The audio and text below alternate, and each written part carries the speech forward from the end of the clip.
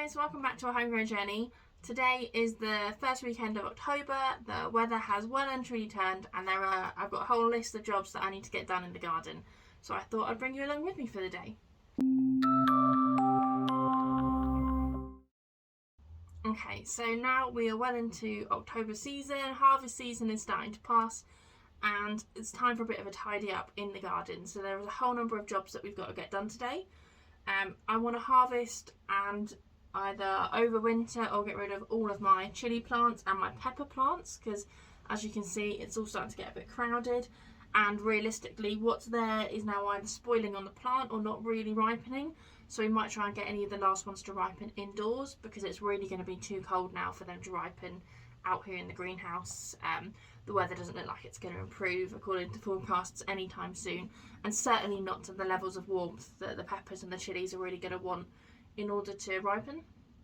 So they're going to go. We're going to make some space for some of the plants, and you can see kind of tucked in inside between them are some of the plants that we actually planted last year.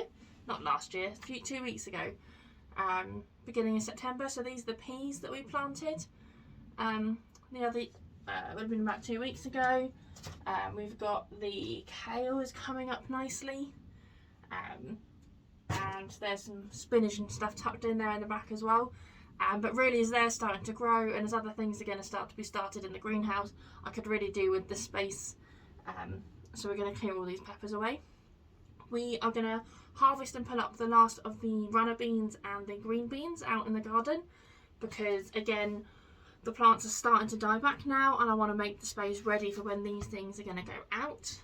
We're going to check on the potatoes that we planted a couple of weeks ago, because I think they're ready to be mounded up a little bit. So we're going to just make sure that, because one of the things we mentioned that we want to do is make sure that they stay as warm as possible in the soil. So we're going to give them a good amount of earth, and I'm actually going to put a good layer of hay over the top of them again to act as like a level of insulation. We are going to plant a whole load of onion starts. So the garlic has already gone out. So I've got three varieties of garlic. So 2 normal bulb garlics and elephant garlic, which I'm quite excited about. I've never done elephant garlic before, but it comes out in these really nice big, huge cloves. I've posted a picture on my Instagram actually, because the cloves themselves are like 4 times the size. So I'm really looking forward to seeing how they come. So hopefully they do something next year. So yeah, the onions are going to go out. I've got a Shakespeare white onion and a kind of overwinter red onion. So those will go out. Next year we're going to do some onions from seed, but because of the time of year, I want them to be a bit hardy, and I want to kind of guarantee a bit more of a success rate. I'm using starts, which are basically kind of small onions that have already started to develop, that can go in and go to the soil straight away. Once we have done all of that, we then should be in a good position to give the greenhouse kind of an autumn clean, where now I have a bit of space freed up, I can kind of wipe down on the surfaces a little bit, give it a bit of a tidy up before I start planting too much else in. We obviously have got quite a lot of things on the go already. We've got the few things that we planted the other week. We've got quite a lot of salad and herbs that have come in. And I've also got in one of the new raised beds that we planted, that we built last week, I've already got in there some lettuce and some carrots in one of them, which are ever so slightly starting to germinate now. I won't show you on the camera because it will just look like a big box of dirt at the moment, but soon you'll be able to see the seedlings coming in on there. And then the second bed that we've got behind me, I haven't planted in any yet, because it's kind of been used as overflow space with all the pots piled on it. So as soon as we've got the space cleared, we can clear that bed off, and I can start having a think about planting something in that bed too. Cool, so that's quite a lot of stuff to get done in the garden. I might harvest a squash. I've got 2 squash, and that's it. They were really, really sad this year. It was the 4th attempt at planting squash. All of the others got eaten by slugs before they ever really managed to get established. I tend to find that once they're established, they're pretty resistant to being eaten and destroyed, but in the kind of early stages, they were just decimated. So I got 2 plants, that was it, 1 spaghetti squash and 1 butternut squash, and each of those plants have also only produced 1 plant successfully, or 1 squash. So I think the spaghetti squash is ready. I'm going to eke out the butternut squash as long as I possibly can. I want to make sure it's in before the first frost, but I could really do with it ripening a little bit more on the plant before I bring it in, because then it's just got a nicer flavour. It will ripen indoors, but I think I'm also just stubborn. I refuse to be completely beaten by the weather and the slugs this year when it comes to squash. So my peppers and chilies have not done very well this year. They came in really late, they fruited quite late, they were slow to develop and really, really slow to ripen. And I think that's just down to the really weird summer that we've had here. They never really got a good chance to get going in kind of a prolonged period of warm weather. So I'm going to pick out a few that I'm going to save and overwinter, and I'm going to harvest the good fruit that I can, and then the rest of it is just going to go. So the first one that we're looking at here is a yellow pepper. Supposedly it's a hybrid variety, and this is one of the ones that's going to go. It didn't produce very much fruit. I've managed to save two kind of small little peppers off them. As you can see, they're not a huge size, and they've only just ripened. You can see this one has still got slight tinges of green. So this whole one is going to go. And these are just going to go into the compost. Oh, that made a bit of a mess, didn't it? Into the compost bin. Wholesale. So the jalapeno plants I am going to try and overwinter because they've done really, really well. I think they were, you know, slightly oh look, this is how crowded everything is in here.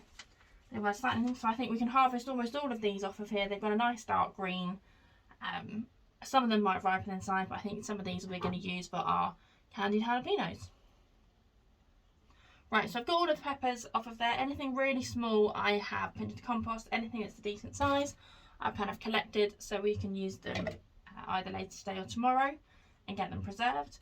And I'm going to save this plant because actually it's one of the few that produced quite a lot of fruits, so we're going to try and overwinter it and see if it can do the same thing again for me next year. And the benefit of overwintering them is that they have a head start, so you should hopefully find that it's producing more fruit earlier in the year than if you're starting it kind of fresh from seedlings each year. And the way that we're going to do this is we basically strip back all of the foliage, cut back all of the branches, so you've got until you've got kind of this like Y formation with your main stem and kind of a couple of main branches. Then that you basically leave that, bring it inside so it's nice and warm, give it water very, very occasionally as and when it needs it. And that's it. That's all we're going to have. We're going to bring that inside, and then next year that should come back to life as it starts to warm up, and it will start bringing new growth and new peppers. So we'll put that to the side and we'll carry on. This is another really interesting one that I grew this year. This is something I actually got from my mum.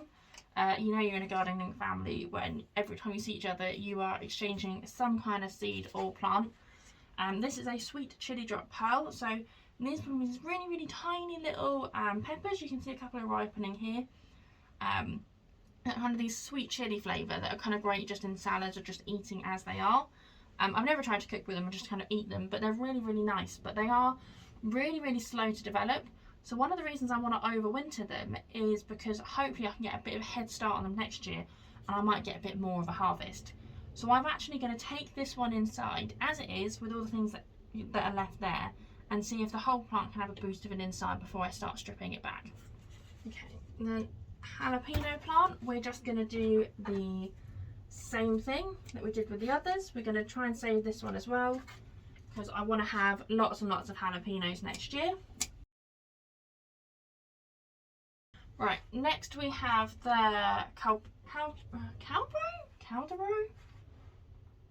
That's a poorly written label on my front, so we'll find out what that is supposed to be in a second when we get in. And the cayenne peppers.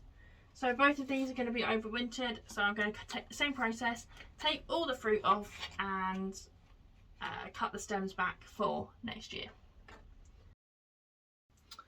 And the last thing we have are two of the other bell peppers of the same kind of variety, hybrid variety. Again, they've not really done very well at all. I'm not going to save them. I'm going to try doing bell peppers again from scratch next year with a different type of seed. A lot of these, as you can see, are actually starting to rot on the plant, which is quite unpleasant. So that'll just, so I think these, might be able to salvage a couple of this plant, but they're just going to go. They're going to compost.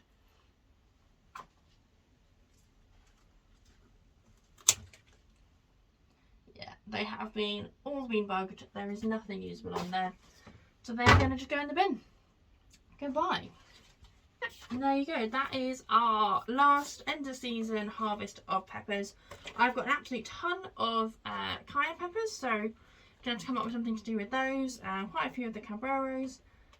still not sure that's how you say it, 2 little tiny bell peppers that I'm sure we'll use up in dinner tonight, and a whole bunch of jalapenos that we will try and turn into candied jalapenos.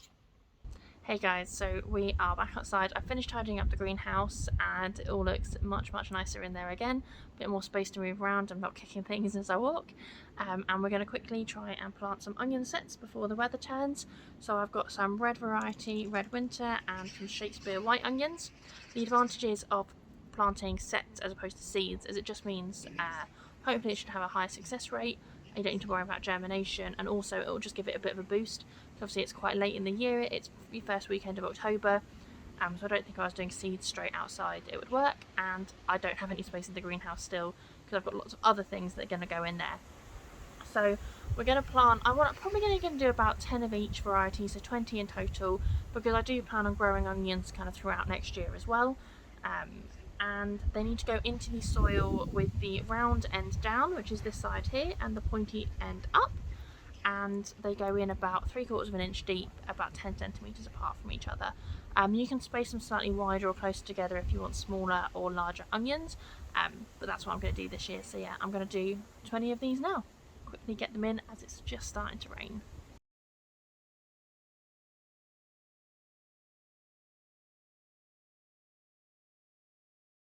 Okay, so those are all planted. It's just started to rain, so we are going to tackle these beans, which you can see behind me, a bit later on when it stops. Either that or they might get a reprieve until tomorrow. Catch you in a bit. So it's actually the next day, because as soon as I went in it poured with rain and continued to do so until about 10 o'clock at night, which is the joys of gardening in October and winter. So we are going to finish off with the beans and the potatoes that we talked about doing yesterday, and I've also noticed that the wind has not only taken down my bean structures, it's also knocked out and ripped out a whole load of my flowers on the flower bed beside me. So I'm going to tidy up in there too. I'm going to quickly go grab a couple of beans off the plants and I'll show you what I'm going to harvest now. So we've got some standard kind of French beans that we're going to eat in the pods. Some I may have grown a little bit big because I've left them on a bit too long. And then the others we've got are some runner beans. So I have deliberately left the last kind of crop on the plant for longer, I've snapped it, so that I can harvest them for the beans that are inside. So we usually only eat these when they're much younger, and we eat the whole pod with the bean included. I think it's kind of the standard way that we eat them in the UK.